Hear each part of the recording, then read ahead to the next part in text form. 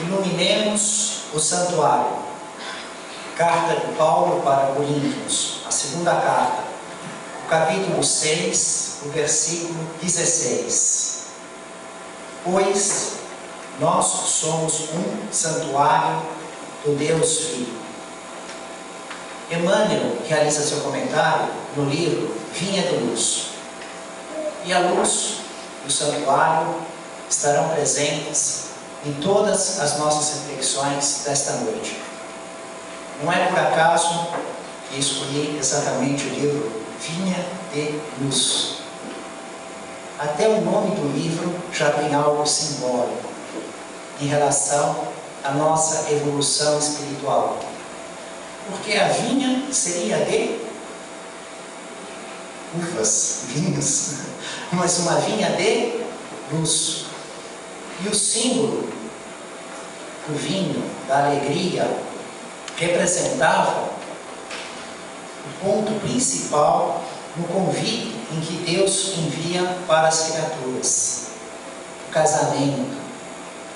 Assim viam os judeus na época do Cristo, recebendo da tradição desde Moisés, o casamento do Criador com as criaturas.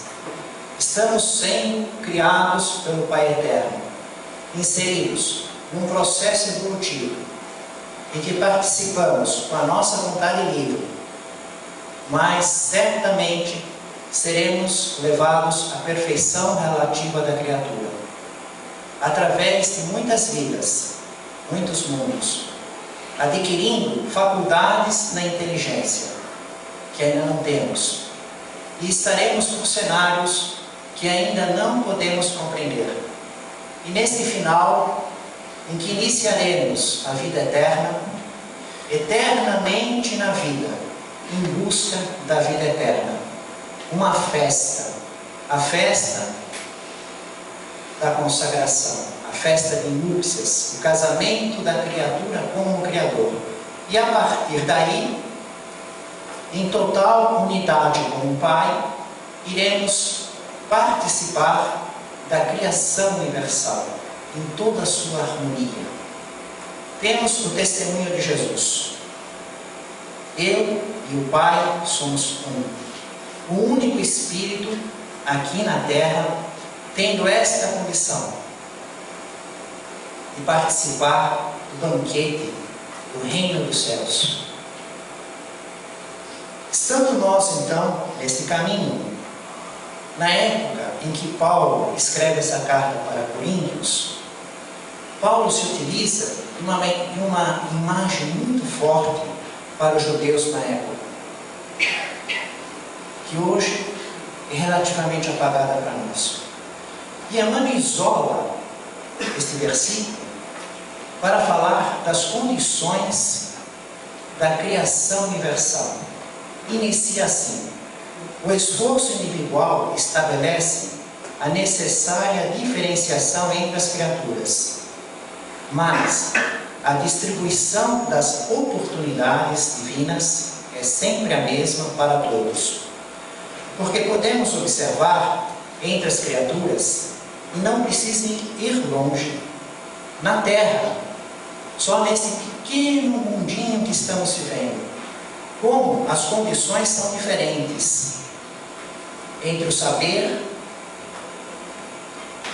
na moral, no bem, no mal, muitas diferenças. Somos muito heterogêneos, mas não existem privilegiados, não existem deserdados. Deus distribui igualmente a todos os seus filhos as oportunidades. O currículo escolar é o mesmo para todos, mas existem alunos aplicados, que prestam atenção, que fazem a lição de casa, que se concentram e por mérito passam ano após ano com louvor. E existem alunos rebeldes, que se distraem, que provocam o professor, que azucrinam na classe de aula e ficam com repetências e dependências.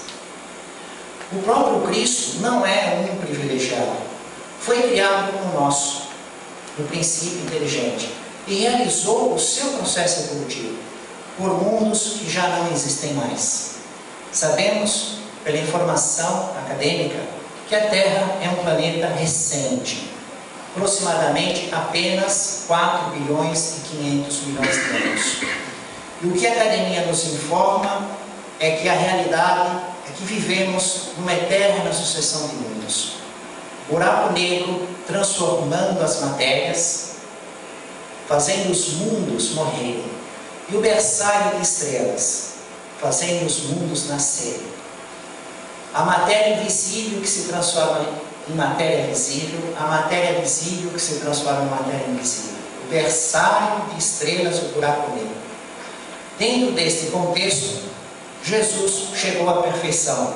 Os anjos também não são privilegiados. Fizeram o próprio caminho evolutivo. Chamamos Espírito Santo os espíritos evoluídos no saber e na moral.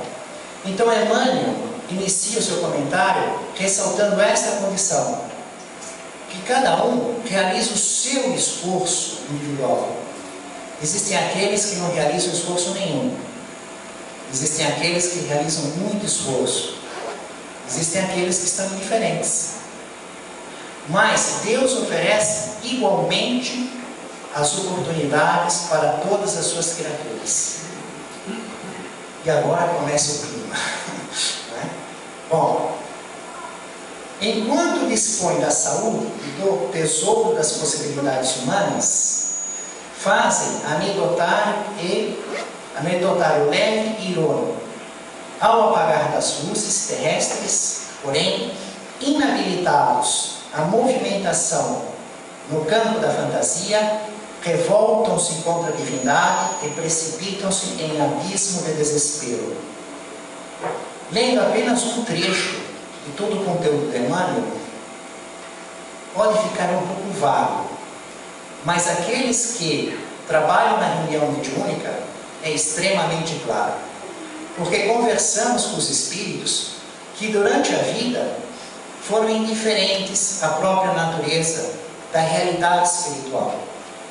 Se preocuparam muito com as coisas transitórias, as coisas materiais, os prazeres mundanos. E trataram, como diz o texto, anedotário leve e irônico em relação à realidade espiritual, as provas que Deus nos envia, como por exemplo, uma psicografia em braille do médium Chico Xavier. Psicografa o texto com os pontinhos e depois o alfabeto em braille, letra A, letra B. E aí se pode ver o que estava no texto. A pior cegueira é aquele que não quer viver, que tem a visão espiritual. Chega a morte ao apagar as luzes terrestres. Acaba a fantasia, vem a verdade, vem o acerto de contas, a separação do corpo espiritual do corpo carnal, o perispírito como ele é, onde ele está, as companhias. E aí o que acontece? Eles não têm habilidade para viver a vida no mundo espiritual, inabilitados à movimentação, porque viveram de fantasia, nada entendem, nada compreendem, nada sabem fazer, só sabem viver com os humanos que só pensam nas coisas transitórias e materiais. Dinheiro, sexo, poder, bebida, comida, conversa, anedotários. Não compreendem nada da vida dos espíritos. E mais para frente, Emmanuel nos diz que, pouco a pouco, o Filho de Deus encarnado na Terra, se referindo aos homens, de rico de ideias humanas e realizações transitórias, passa a condição de mendigo de luz e paz, na velhice e na morte. Essa imagem é muito forte. Na Terra parece rico, cheio de saúde, de beleza, de coisas e propriedades. Sem o preparo, sem a prudência, sem a vivência da moral, sem buscar a informação e que era ofertada por Deus, ocorre a morte e se veem como mendigos na vida no mundo espiritual.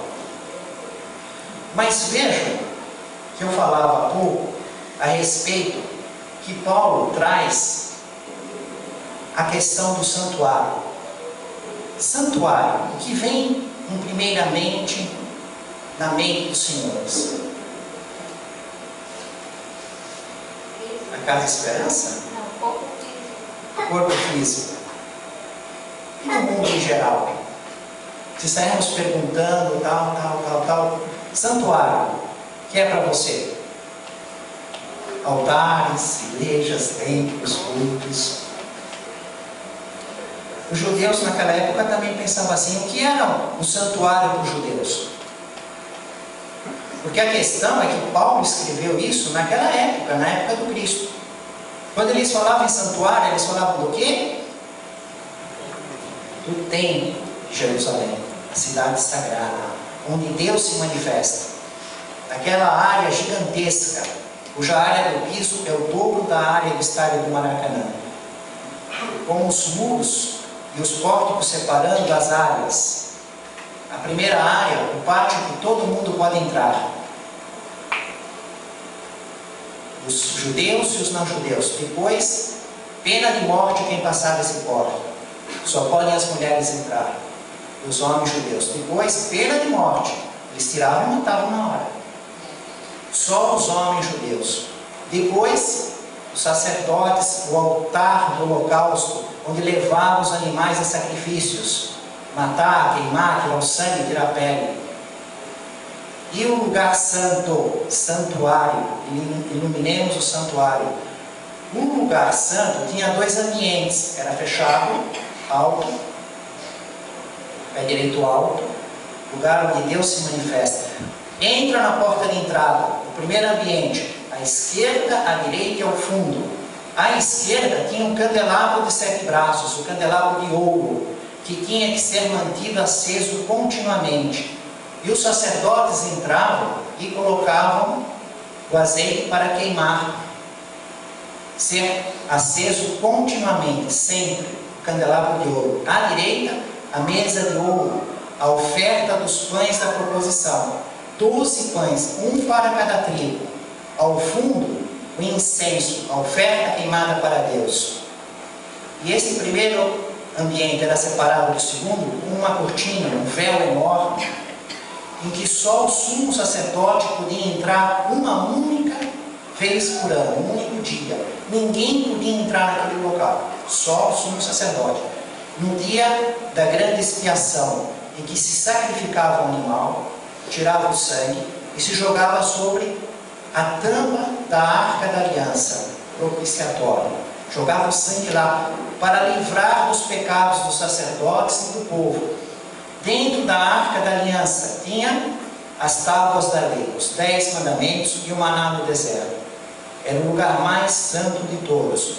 Dizem alguns estudiosos que o sumo sacerdote entrava nesse local com uma corda amarrada no pé e que ficava para fora desse local. Porque se ele morresse lá dentro naquela hora, tivesse um infarto fulminante e caísse morto, eles puxavam o corpo para a porta. Eles não podiam entrar lá dentro. Dizem os estudiosos que era assim. Então, quando Paulo fala iluminemos o santuário, ele está chamando uma imagem que há mais de 1000 anos, desde que Moisés libertou o povo hebreu da escravidão do faraó do Egito, eles foram num tabernáculo, que era uma espécie do templo móvel, com esses preceitos que foram dados por Moisés. 40 anos no deserto, passando de geração em geração, coração a coração. Imagina como isso estava cristalizado no coração, nos sentimentos, nas ideias. Santuário, templo, parede de ouro, caminha durante a manhã, o sol busca a vista, feito a propósito, planejado o local, o comércio, a mistura, as mulheres, as caixas de doações, as 13 caixas de doações, o altar, o sacrifício, o sangue dos animais, tudo isso é que vinha na mente do judeu. Mas Paulo diz que nós temos um santuário dentro de nós, pois nós somos o santuário do Deus vivo. Ele está mudando completamente o lugar onde Deus se manifesta. Não é naquelas pedras atrás do véu, naquele dia que só o sumo sacerdote pode entrar lá. Está dentro de você, está dentro de cada um de nós. E isso era muito forte para os judeus da época. Nós vivemos e existimos em Deus. Deus cria o elemento material. A matéria que é muito menor do que o átomo que podemos estudar com a nossa academia atual. Tudo no universo é feito dessa matéria. Deus cria o princípio inteligente e fica inserido por diversas circunstâncias numa das fases evolutivas é a que nos encontramos, o período humano. Mas Deus jamais larga nem o princípio inteligente, nem o princípio material. Ele cria e mantém contato contínuo com tudo, com todos os seres. Nós vivemos e existimos em Deus. Então Deus se manifesta em nós e nós temos que iluminar o nosso conhecimento, a nossa moral, a nossa sabedoria, o nosso princípio inteligente, aprender a pensar e a sentir. Feito isso, automaticamente o nosso corpo espiritual, o perispírito, tem a transformação correspondente. Ele é sempre consequência do pensamento e do sentimento do ser inteligente. Jesus também nos traz uma imagem da iluminação. Paulo fala do santuário e havia o candelabro, mas para entrar nesse local, o lugar santo dos santos, tinha que nascer na tribo de Levi, tinha que ser levita. 12 avos, se podemos dizer assim, eram 12 tribos, do irmão de Moisés, Arão. Ganharam por lei, por mandamento, esse privilégio de trabalhar no culto do templo, a classe sacerdotal. Todo sacerdote era levita, mas nem todo levita era sacerdote. Bastava nascer da tribo de Levi, levita. Mas para subir os degraus e ter cada vez mais privilégios, era uma questão de galgar a hierarquia. Então, levitas e sacerdotes. Por isso Jesus, na parábola do bom samaritano, se refere a todos aqueles que podem trabalhar no templo, levitas e sacerdotes. A baixa e o alto, só eles podiam manusear os pães, o incenso e colocar o azeite no candelabro de ouro, iluminando. Enquanto que todos nós temos o dever de trabalhar a nossa iluminação. Jesus nos traz uma parábola, a parábola das 10 virgens, a questão da iluminação. Primeiro, por que Jesus compõe a parábola com 10? 10 virgens que vão casar. Ele diz: então o reino dos céus será semelhante a 10 virgens que, tomando suas lâmpadas, saíram ao encontro do noivo. A ideia do encontro da criatura com o Criador, dos homens com Deus, através do casamento, já vinha há muitos séculos. E era muito comum. E estava no coração de todos. Iria ser regrada a vinho. Festa com vinho, símbolo da alegria. Agora, por que Jesus coloca 10? Por que ele não põe 9? Por que ele não põe 11?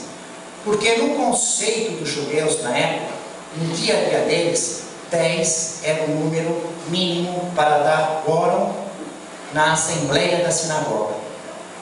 Com 9 não tinha reunião para estar com Deus, ler a Escritura e estudar.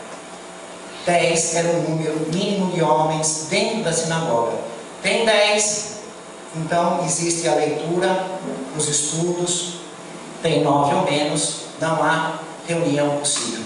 Por isso Jesus coloca 10. Ele representa então a quantidade da humanidade inteira que está comparada nesta parábola. Todos nós, em nossa reunião, nosso compromisso nesse casamento com o nosso noivo, com o representante de Deus. Outra questão do óleo é que o óleo tinha um significado diferente. Hoje, o azeite, nós olhamos lá, extra virgem, esse é bom para temperação. Eu quero extra virgem, virgem não, eu quero comprar virgem, eu não quero, eu quero extra virgem. Né? A gente já pensa na pizza, na salada. Naquela época, o azeite ele era fundamental para a iluminação.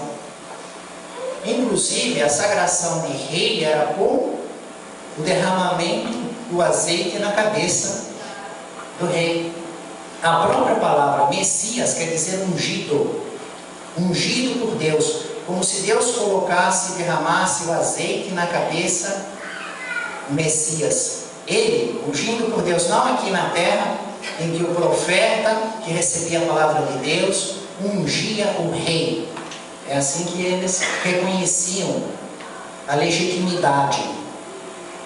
Quando o profeta recebia a palavra e dizia: Deus quer que o rei seja tal, e ungia a cabeça. Por isso eles não aceitavam Herodes o Grande, porque não foi o profeta que recebeu a palavra de Deus e falou: quero que o rei de Israel seja Herodes o Grande. Foi um acordo com o Império Romano.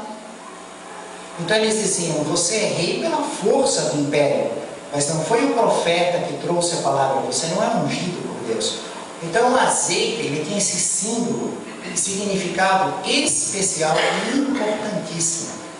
Além do mais, era um trabalho das mulheres e tinha que ser feito com muito cuidado. Quando eu visitei Israel, fizemos uma visita para Massatá, sobe um trem, assim, um cabo de aço, tudo de fibra, e lá houve uma circunstância com Herodes o Grande, uma série de instalações, uma espécie de uma fortaleza. Acabaram sendo todos tendo que se suicidar, né? Porque eles iam ser dominados pelo Império Romano, não aceitavam essa condição. Então eles passaram a fio de espada todos, e o último se matou. Mas uma mãe, uma criança que não queria morrer, se escondeu, e aí acharam ela, e ela que contou tudo o que eles fizeram. Mas eles resistiram muito lá. E quando vimos todas as instalações que eles fizeram para viver, os estudiosos observavam que quando eles iam mostrar, que é difícil ver uma ruína arqueológica.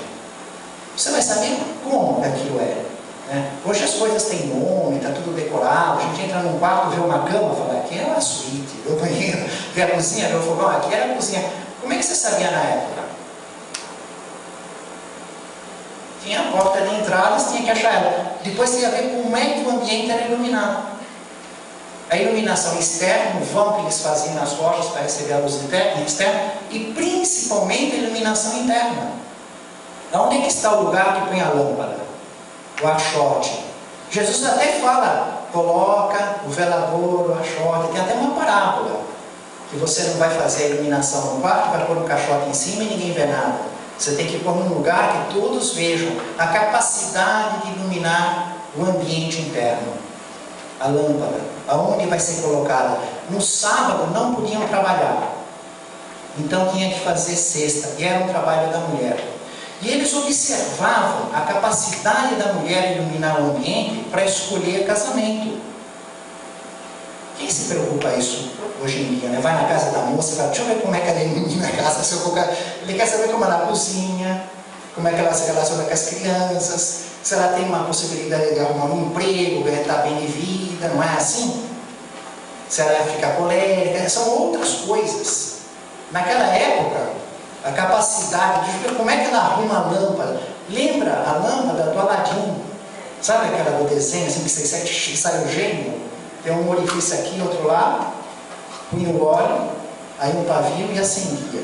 O problema é que dura pouco, né? Tem aquele olhinho e acaba, aí tem que pôr mais óleo. E sábado não pode trabalhar, não pode carregar peso. Então tem que fazer tudo sexta-feira até 6 da tarde. O sábado começa quando baixa o sol, vem a noite, o dia começa pela noite. Então Jesus fala de 10 virgens, 10 porque é o quórum mínimo da ligação com Deus. Ele inclui toda a humanidade sendo convidada por Deus para o casamento. Deus convida todos nós, e toda a humanidade está representada em 10 virgens. E elas vão com a lâmpada. ao encontro do noivo, mas não sabem que horas ele chega.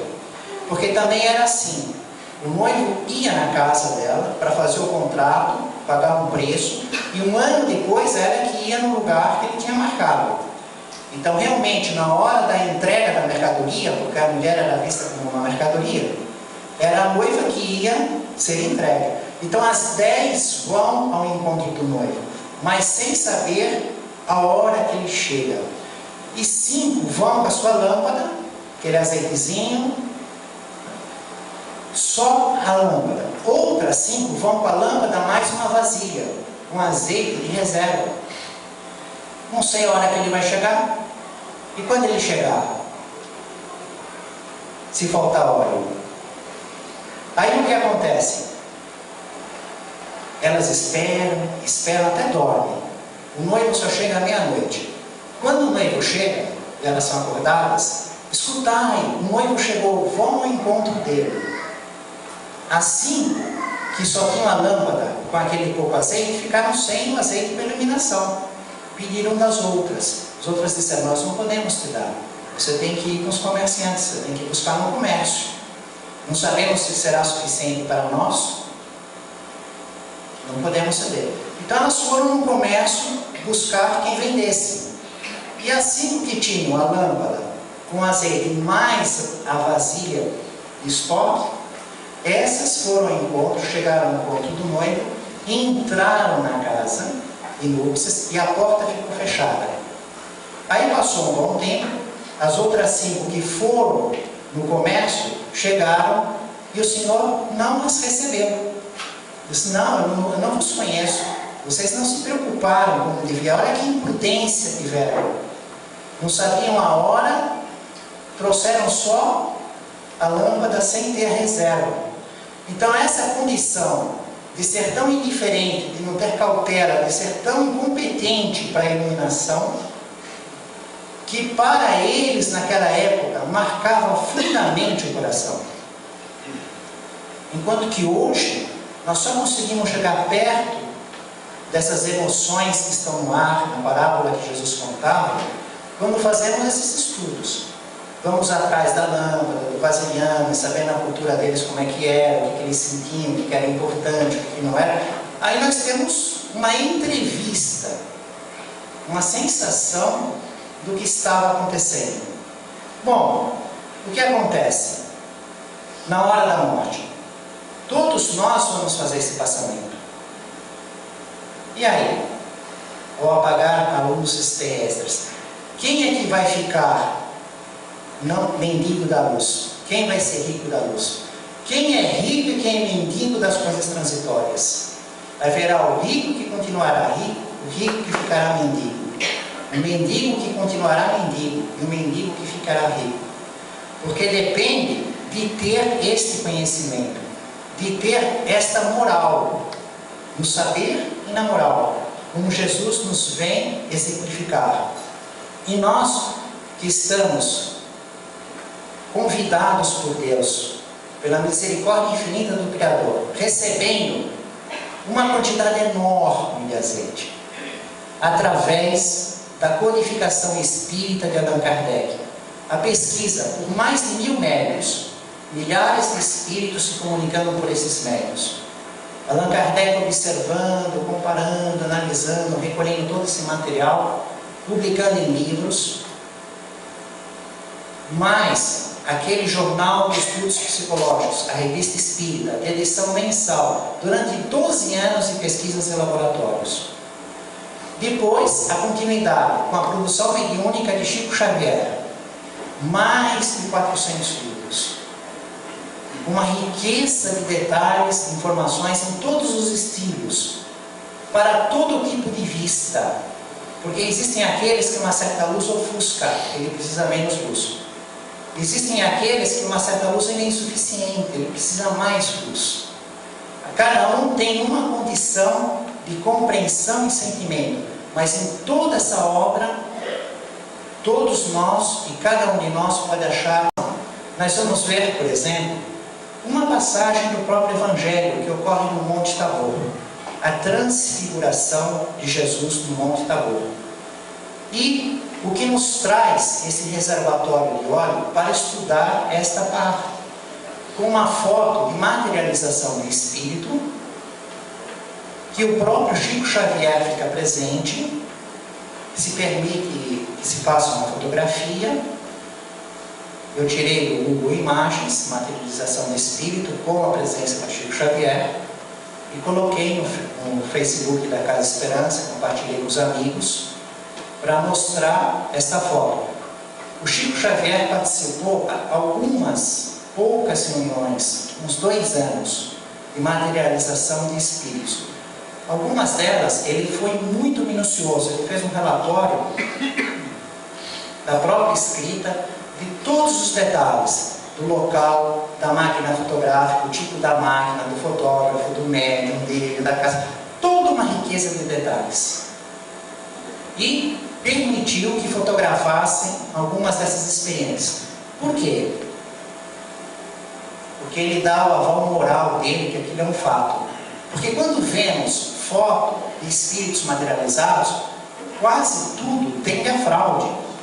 Inclusive, prenderam espíritas logo depois de Kardec, porque caíram nessa ilusão.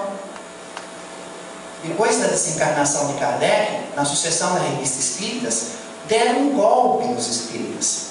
Tiraram fotografia, falavam que era de espíritos, mandavam eles publicar, eles foram iludidos e foram presos. Qual? Fraude. E a maior parte é fraude, mas não é porque a maior parte é fraude que não existe o verdadeiro. Quanto uísque falsificado existem? Mas existe o uísque que vem da Escócia, do Paraguai. Mas tem o verdadeiro. Tem o falso e tem o verdadeiro. E como isso é muito difícil, a reprodução, e é muito importante esse tipo de trabalho para os nossos estudos, então Chico Xavier teve esse cuidado, teve esse capricho. Ele ficou presente. Eu, médium de mais de 400 livros, mais de 40 milhões de direitos autorais, tudo doado. Depois de 100 livros psicografados, fez a primeira entrevista na televisão. Não é como eu que não faço psicografia nenhuma, estou todo mês no programa do professor Sérgio Trombelli, hoje mesmo fui gravar lá, né? Não, é 100 livros. Depois é que ele foi fazer entrevista, aceitar convite. Então, a moral dele, ele presente, e essa é fraude? Quem pode dizer que aquele lugar, aquela foto é montagem? Foi feito com ele vivo, publicado com ele vivo, em jornais, nas revistas. E aí? Então, o fato é possível? É possível na Lua? Tem gente humana que já foi? Mas pode aparecer milhares dizendo que foram. Então, ele tomou esse cuidado. Mas o que acontece lá? Né? Ele mostra o médium que está em estado sonolento enorme, né? Às vezes até assim, uma morte aparente, ou um estado de sono profundo, ou pode estar até em vigília, mas indo no caminho do sono. E os espíritos se utilizam do fluido vital. Então a foto mostra algo muito estranho. Para explicar um pouco do que é aquilo, eu vou usar comparações com coisas que nós conhecemos, mas só para assim ter uma ideia da coisa. Vou falar de água e vou falar de gasolina. Todo mundo sabe para que serve a gasolina no carro, para que serve o óleo diesel no tanque do caminhão. Para quê? É energia. Não adianta estar o motorista e o carro não ter gasolina, não anda, certo? A gasolina é energia. Ela que faz o motor e aquela engrenagem funcionar, e aí aquilo ganha força de movimento. Da mesma maneira que um avião. Equipamentos que precisam da energia para funcionar. Bom, primeira ideia. Segunda ideia. Todos nós conhecemos a água. O átomo de hidrogênio, o átomo de oxigênio, o H2O, a molécula d'água. E sabemos os estados da matéria. Sólido, líquido e gasoso. Então, no gasoso, tem a água no ar, mas nós não vemos. Se eu bater uma foto aqui, aparece a água? De jeito nenhum, aparece a plateia. Agora, nós podemos mudar o estado da matéria, o hidrogênio e o oxigênio continuam o mesmo. Mas a água, o vapor d'água que está no ar, ela passa a ser líquido.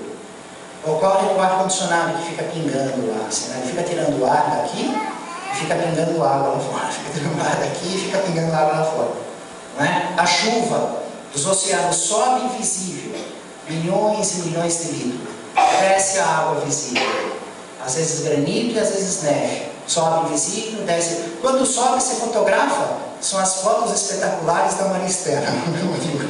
Guarujá, praia, céu, tal. Né? Quando desce a minha foto para ela lá, olha aqui, estou em casa, está chovendo torrencialmente e não vê nenhum terraço. Né? Então, nós alteramos o estado da matéria. O gelo duro, você bate, fotografado, fácil, tudo é água. Nós temos o fluido vital. Sem o fluido vital, não há como o espírito animar a matéria inorgânica. O corpo espiritual, o perispírito, aquela matéria radiante, ele vai ter que animar a matéria inorgânica, desde a gestação, desde a fecundação, para fazer a gestação da mamãe durante os 9 meses. Ele precisa do fluido vital. Todos os seres vivos têm, plantas, animais e homem, proporcional à sua espécie. E nos homens, proporcional à sua condição de evolução. Então o Espírito puro de Jesus veio encarnar um corpo carnal, ele pegou o fluido vital, o mais puro, o mais adequado para um Espírito puro usar na Terra e encarnar um corpo. Cada um de nós pega de acordo com a sua condição de evolução. E essa matéria é a gasolina. Se ficar sem, a gente morre. Não vai ter energia para levar o corpo para lá para cá. E ela também pode mudar de estado. Sólido, líquido e gasoso. Então a gente olha as pessoas, está tudo invisível. Alguém está vendo o fluido vital das pessoas? Mas se colocar a pessoa numa espécie de morte aparente, num sono profundo ou num sono forte, a irradiação delas, os espíritos podem manuseá-la e mudar de estado, e ela passa a ser visível, tocada e fotografada. O que faz o espírito que vai se sujeitar à fotografia? Ele faz o médium entrar nesse estado. A equipe dos espíritos fazem isso, ou leva numa espécie de letargia, ele fica numa cama ou numa cadeira, mais mergulhado no sono possível, tiram o fluido vital, mudam o estado de parte dele, aquilo forma uma nuvem, uma massa. O espírito que vai ser fotografado se impregna daquilo. E a fotografia é do fluido vital, com a forma da pessoa, do espírito. Os espíritos, quando se manifestam na reunião mediúnica, aqueles que morreram e não compreendem a vida depois da morte, pensam que estão vivos, eles dizem, mas eu estou com o corpo, então meu corpo não morreu, o meu corpo aqui. E ao mesmo tempo, mas os vermes estão rindo no meu corpo. Ele vive com esse fato brutal. O cadáver e o corpo que eles estão pensando, andando para lá e para cá, eles não compreendem que separou o corpo espiritual do corpo carnal. É uma realidade tão forte, a forma, a aparência. Parece os bonecos de cera nos museus de Londres. Foi lá em Londres? Vai lá ver o museu de cera. Né? A gente chega lá e pergunta, mas essa daqui não é uma estátua de cera. É uma realidade, até os olhos, tudo um brilho, é uma coisa fantástica. Então eles, no corpo espiritual nosso, temos a aparência, a forma humana revestida do fluido vital, de uma parte, é possível ser fotografado. Então o Chico Xavier permite, nessa experiência, nós temos uma foto do fluido vital, uma parte do fluido vital que anima o corpo do médium, que foi retirado, que é a gasolina, foi mudado o estado, foi feita fotografia, fazem trabalhos de cura, depois tem que voltar ao estado que estava e voltar para o corpo do médium. E se perder, o médium morre. Se eu tirar a gasolina do carro e perder a gasolina, o carro não, acabou. Mas se eu tirar a gasolina do carro, mudar o estado, voltar ao estado e pôr no carro, ele anda de novo. Deu para entender? Então, é rigorosamente controlado, a luz é enormemente influente, às vezes tem que ter um blackout, depois tem um fiozinho que vocês observam na foto, é porque só o próprio espírito acende a luz, na hora da fotografia. Ele controla, eu vou trabalhar com essa matéria, vou ficar tanto tempo com essa luz forte, essa luz fraca. Ele tem que fazer um estudo antes. Não é que não possa ocorrer na luz do sol no meio ambiente, mas eles têm que calcular cuidadosamente o fluido vital, o que eles vão manusear, como eles vão trabalhar. Isso não é nada de espetacular, sobrenatural, isso daí ocorre diariamente. Todos nós aqui somos doadores desse fluido. Por estarmos em recolhimento, em prece, em oração, eles tiram os nossos fluidos e trabalham no tratamento dos espíritos. E nessas pessoas que nós pedimos prece, dos que já desencarnaram, dos que estão nos hospitais, eles manuseiam o fluido vital humano misturado com o da natureza e do ambiente deles, para fazerem tratamento. Então nós estamos fluidos e ninguém sai prejudicado, porque eles têm um controle do que tirar, das condições adequadas, de quem pode, quem não pode, principalmente dos médicos. No Evangelho de Jesus no Monte Tabor, como estávamos dizendo, o que nós vemos lá? Pedro, Tiago e João, com um sonho acabrunhador, mas ainda despertos. Logo, eles estavam na condição ideal de doadores do fluido vital. Formou uma nuvem. Vejam como ele descreve Jesus: o rosto como um sol, e o corpo com uma veste tão branca que nenhum lavador poderia alvejar. O que ele está falando? Da transfiguração. Ele está começando a descrever a alteração do fluido vital que Pedro, Tiago Maior, João e o próprio Jesus estão cedendo no ambiente. Aí se materializa Moisés e Elias. Se materializa Moisés e Elias no Monte Tabor e conversam com Jesus transfigurado, nesse estado diferenciado, que toda reunião mediúnica nós vemos a mudança nas expressões do médium, com a aproximação dos espíritos, na voz, na feição dos rostos, nos gestos, de acordo com a personalidade do espírito que se aproxima. E aquela nuvem sai uma voz, fenômeno da voz direta. Estão procurando nuvem no ar? É o fluido vital aquela nuvem. A nuvem luminosa que saiu a voz que trazia a palavra de Deus. Este é o meu filho amado, escutai-o. Simplesmente era o fluido vital de Pedro, Tiago, João e o próprio Cristo, com a aparência de nuvem luminosa, a mesma aparência que observamos nesse material da foto que o Chico Xavier está apresentando. Isso é o azeite que está no doutrina espírita. A lâmpada é aquele que não compreende que a morte continua. E no livro Só Inferno, nós vamos ter exatamente um exemplo dessa circunstância. Espíritos endurecidos. Porque Allan Kardec separa por grupos de semelhança. E o curioso é que ele vai trazer vários espíritos endurecidos. E o número 1, Lapomerai, é justamente um castigo pela luz. Coisa estranha. Estamos falando de luz, luz bom, luz brilha, um espírito que é castigado pela luz. O que quer dizer isso? Como é que é isso? Vamos entender o que ocorre. Allan Kardec recebe dos espíritos simplesmente as condições de fazer a pesquisa. Os espíritos não diziam assim para ele: olha, isso funciona assim, assado, anota aí, já estava tudo pronto os textos. Não, ele simplesmente provocava a manifestação dos espíritos. E Allan Kardec tinha que examinar aquilo, juntar aquele material, discutir com as pessoas na Sociedade Parisiense de Estudos Espíritas, e observando esses fatos, é que ele compreendia como era a vida no mundo espiritual. E os espíritos diziam: você está observando mal, direito, aumenta, baixa. Participavam. Mas era uma observação de fatos. E ocorre que ele está, junto com o pessoal na Sociedade Parisiense de Estudos Espíritas, achando que quase sempre, geralmente, parece que sempre, ocorre a perturbação espiritual. As pessoas desencarnam em virtude das suas mazelas morais, das suas imperfeições morais, da sua ignorância, entram no mundo dos espíritos, vivem uma nova realidade também material, mas por estar numa nova condição de leis morais, de leis materiais, como assim, a vida material é diferente. No ar, embaixo do mar, cada condição material tem um jeito que as leis funcionam. O que funciona nos sólidos é diferente dos gases. O que funciona nessa matéria é diferente da matéria radiante, dos sinais radiantes.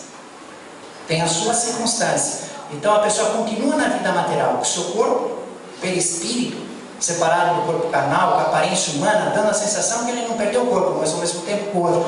No mundo, vem humanos ou espíritos conforme a circunstância de cada um. Isso causa uma confusão tão grande, por isso eles não compreendem onde eles estão, e isso é chamado de perturbação espiritual. Alguns demoram algumas horas para entender, eu morri, a vida continua, é assim. Outros passam semanas, dias, meses, anos, imaginando que estão vivos, mas que estão tendo pesadelos estranhos, que estão sendo perseguidos, que ficaram loucos. Outros compreendem que estão na vida espiritual, mas não compreendem o lugar que eles estão. Eles dizem, eu fui tão bom, como é que eu não estou no céu? Outros acham que estão no inferno, são trazidos sem ver nada, estão nas trevas, estão no inferno e acham que vão ficar para lá sempre. Então esse estado, a perturbação espiritual, para aqueles que fizeram mal e para aqueles que não acreditavam na vida espiritual, não estudavam, não aproveitavam a luz, o convite, tratavam com certa indiferença, foram as noivas que levaram só a lâmpada, não levaram a vasilha. Mesmo que lhe fosse oferecida, elas não levavam. Ela faz só a lâmpada. Quando eu morrer, Deus pensa. Quando eu morrer, eu vejo que é o positivo e que eu estou vivo. Quando eu morrer, eu vejo como é que é. Se tem vida, eu fico lá do jeito que tiver, eu vou ver do melhor jeito possível. Quanta gente fala dessa maneira, né? Não se preocupa com essa realidade. Então, Allan Kardec estava conversando com eles, dizendo assim, quando se faz o mal, e quando você é materialista, sensualista, entra numa perturbação espiritual, muito mais demorada e muito mais sofrida.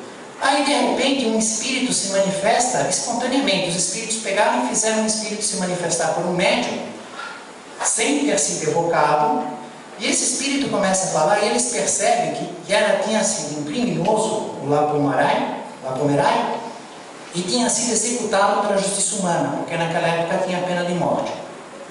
Então, naquela manifestação, sem ter falado nada, sem ter avisado nada, nem guia do médium, nada, o espírito se manifesta. E o conteúdo da manifestação ficou evidente. Olha quem está se manifestando. O Lapomerai. E aí, o que acontece com ele? Ele que tinha sido um criminoso, horroroso, materialista, sensualista, uma coisa horrorosa, ele não teve perturbação praticamente nenhuma. Ele já se viu completamente consciente que tinha morrido. E não estava em trevas nenhuma, estava vendo todo mundo e sendo visto por todo mundo. Só que isso estava sendo um sofrimento enorme. Ele queria as trevas, ele queria a perturbação. Porque a perturbação, a criatura não sabe direito o que está acontecendo. Pelo menos também não está sofrendo muito. Não sabe, está para lá, para cá, perdido. Meu filho está chorando, diz que eu morri, eu falo com ele, ele não responde. O que está acontecendo? Aí de repente ela passa por dentro da parede, que coisa estranha. Ela vai assim, né? Ela pode estar confusa, ela não está sofrendo muito. Às vezes sofre, eu morri, eu não queria. Vai depender de cada criatura. Mas nem sempre está na perturbação espiritual confusa, está sofrendo. Às vezes está na perturbação, tem espírito que está na treva. E quer ver, quer ter a sensação, estou cego, não vejo, estou nas trevas. Esse espírito queria ir para as trevas. Reclamava que todo mundo estava vendo ele. Por quê? Ele estava sofrendo. Por quê? Tudo aquilo que ele viveu de crime, de macunação, de hipocrisia, ele estava exposto para todo mundo. Ele estava consciente que tinha morrido. Ele passou da enorme riqueza para a gigantesca condição de mendigo. Ele se viu nos últimos degraus da hierarquia espiritual. Todo mundo acima dele. Isso foi horrorosa notícia para ele. E mais, tudo aquilo que ele soube esconder e manipular durante a vida, e que as pessoas tinham uma imagem dele, faziam um conceito, ele soube enganar, esconder e fazer, agora ele estava completamente desmascarado. Então ele vai lá e dá o testemunho e fala: o que vocês estão falando? Vocês não entendem nada do que vocês estão falando. Kardec e vocês todos da Sociedade Parisiense de Estudos Espíritas, que perturbações, olha eu aqui. Fui executado há pouco e estou completamente ciente de que morri. E estava ciente mesmo, só que estava sendo um sofrimento enorme. Então Kardec observa, né, que no fundo, o que existe mesmo como lei certa é aquilo que Jesus fala, cada um segundo suas obras. Fez o mal, sofre, fez o bem, é feliz. Isso não tem exceção. Agora, a perturbação, geralmente, o ignorante e o mal tem uma perturbação maior. O bom instruído tem uma perturbação pequena ou quase nula. Geralmente. Mas não dá para confiar nisso. Que pode ser mal e para sofrer mais, ela seja pequena. E para sofrer mais, a treva seria um alívio para ele. Ele buscava a treva, ele queria se esconder de todos. E houve um comentário de 3 espíritos. Mas nós vamos ver só um trecho do espírito Erasto. Ele fala que esse espírito se sentiu na sugestão de Sócrates, internado na casa de vidro. Imagina se sua casa fosse tudo de vidro. Quando eu viajei para Roma, eu estava com meus filhos e tinha um banheiro lá que tinha porta de vidro. Ninguém queria ficar lá. Vai tomar banho com porta de vidro? O pai veio do filho. Não dá certo isso. Ou imagina a casa inteira de vidro, você sendo visto todos os momentos. Ele disse que ele era como uma fera, um animal selvagem que tem a sua caverna. Sai, apronta e se esconde. Só que agora ele se via como um caçado. Um caçado.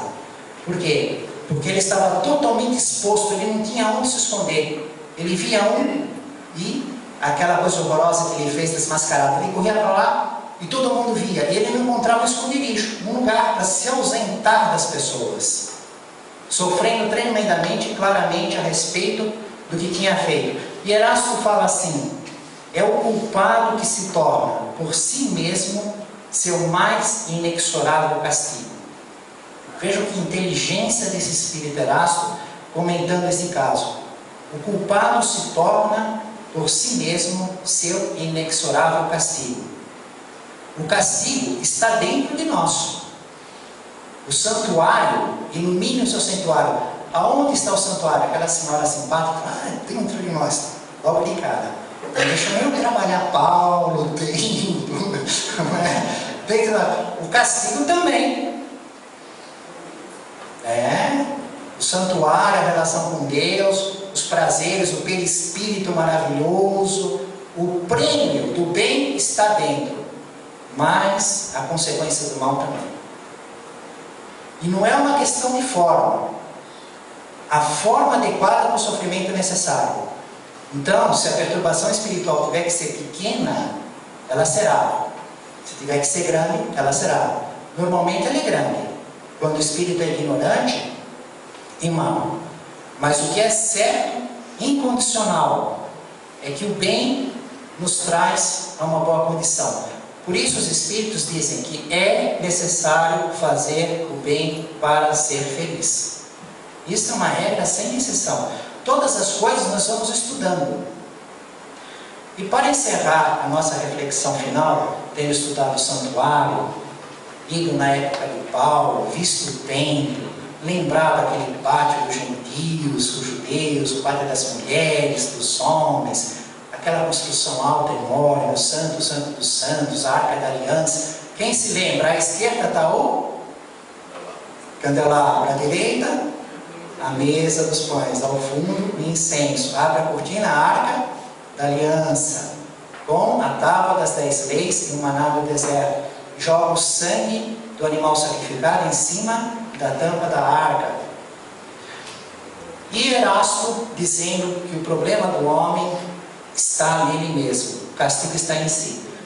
Baseado num conto do espírito Humberto de Campos, assinando com o irmão X, na psicografia de Chico Xavier, ele nos traz um dia em que Jesus saiu da casa de Pedro, com o próprio Pedro, e se dirigiu para Magdala, para fazer uma visita a uma pessoa que já estava aceitando o Evangelho, a Manadeb. E ele enriquece os nomes dos hebreus, as particularidades, de tudo que vai ocorrendo durante esta caminhada. Mas o que nos importa é que quando estavam aproximadamente 1 hora da chegada em Magdala, Pedro começou a conversar com Jesus assim: aonde estão os inimigos do reino dos céus? Eu tenho que combater esses inimigos. E questionava Jesus. E Jesus diz: Pedro, a experiência vai te revelar os inimigos que você deve combater. E Pedro ficou assim na experiência, ficou meio desencantado, não ficou satisfeito. Quero ver onde estão os inimigos e atacá-los, combatê-los, me preparar para combatê-los. E Jesus diz que a experiência vai me ensinar. Ficou desencantado e falou: mas mestre, a experiência é muito longa. Como é que eu vou ter experiência de quem é meu inimigo? Quantos dias, quantos meses, quantos anos? Como é que eu vou ter que esperar tanto para conhecer meus inimigos, para combatê-los? E Jesus ficou pensando, e respondeu para Pedro: Pedro, para aqueles que têm olhos de ver e ouvidos de ouvir, às vezes, 1 hora só já é suficiente. E Pedro saiu todo desencantado, mas eles continuaram a viagem. Aí eles passaram, tinha um monte de figueira, e Pedro viu uma espécie de vulto se movimentando, e achou que era um fariseu que ia matar Jesus. E para que o fariseu não assassinasse Jesus, Pedro é que partiu para cima daquele vulto, como quem diz: não, eu mato, mas não deixo Jesus morrer. E foi agressivo, quando ele não era um fariseu, era o irmão dele, André. E Jesus diz: Pedro, quase que o medo que você teve te fez um assassino, né? O perigo de você ter esse medo.